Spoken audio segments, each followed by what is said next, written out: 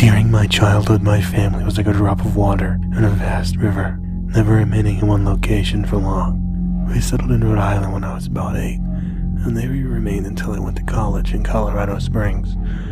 Most of my memories are rooted in Rhode Island, but there are fragments in the attic of my brain which belong to the various homes we had lived in when I was much younger.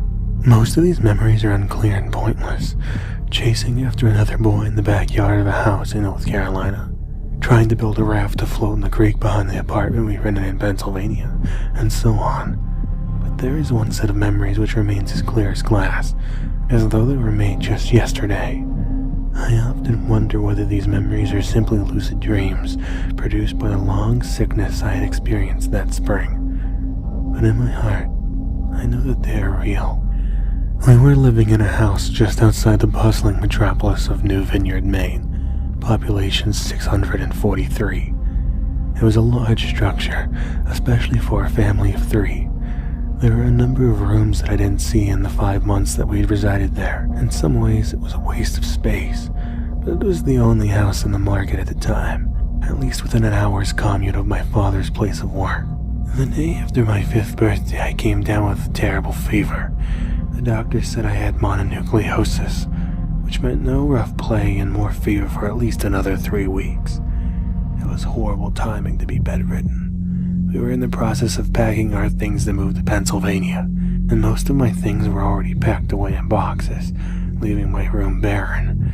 My mother brought me ginger ale and books several times a day, and these served the function of being a form of entertainment for the next few weeks. I don't exactly recall how I met Mr. Widemouth. I think it was about a week after I was diagnosed with mono. My first memory of the small creature was asking him if he had a name. He told me to call him Mr. Widemouth, because his mouth was so large. In fact, everything about him was large in comparison to his body. His head, his eyes, his crooked ears, but his mouth was by far the largest. "You look kind of like a Furby," I said as I flipped through one of my books. Mr. Widemouth stopped and gave me a puzzled look. "Furby? What's a Furby?" he asked. I shrugged. "You know, the toy. A little robot with big ears. You can pet and feed them, almost like a real pet." "Oh. You don't need one of those. They aren't the same as having a real friend." We didn't do much during those first few days. Mr. Widemouth just looked at my books, fascinated by the stories and pictures they contained. The 3rd or 4th morning after I met him, he greeted me with a large smile on his face. "I have a new game we can play.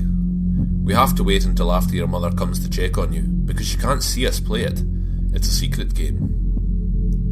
Later, after my mother delivered me more books and soda at the usual time, Mr. Widemouth slipped out from under the bed and tugged my hand. "We have to go to the room at the end of the hallway." I objected at first, as my parents had forbidden me to leave my bed without their permission, but Mr. Widemouth persisted until I gave in. The room in question had no furniture or wallpaper. Its only distinguishing feature was a window opposite the doorway. Mr. Widemouth darted across the room and gave the window a firm push, flinging it open. He then beckoned me to look out at the ground below. We were on the 2nd story of a house, but it was on a hill, and from this angle the drop was farther than 2 stories due to the incline. "I like to play pretend up here. I pretend that there is a big soft trampoline below this window, and I jump.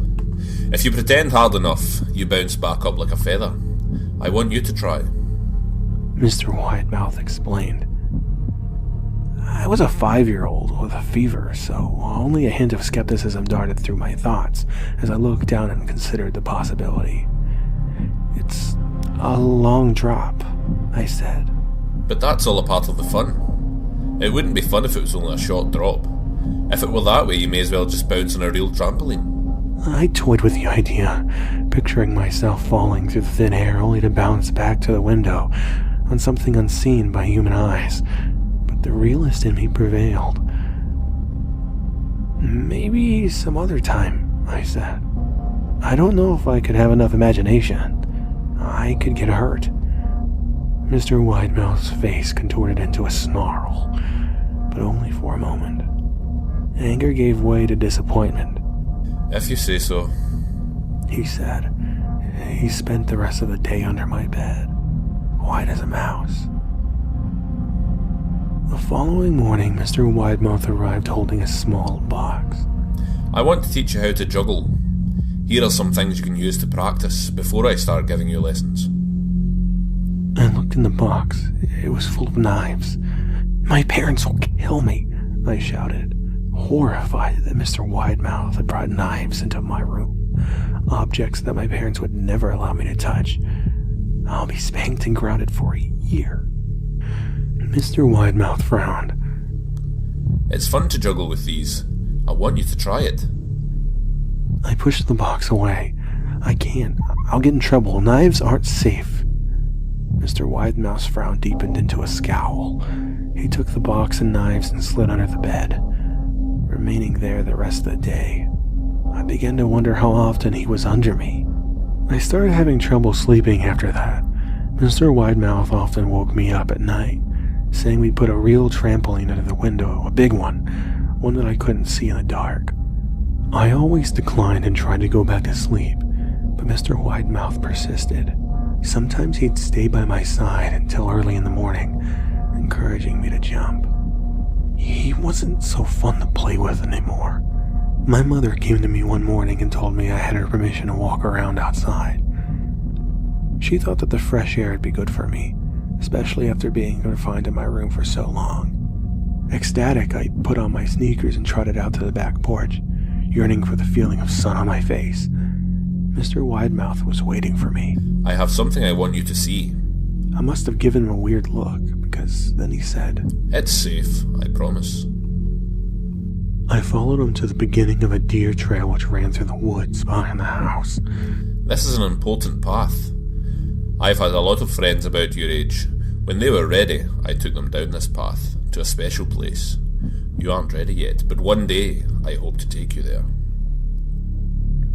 I returned to the house, wondering what kind of place lay beyond the trail. 2 weeks after I met Mr. Widemouth, the last load of our things had been packed into a moving truck.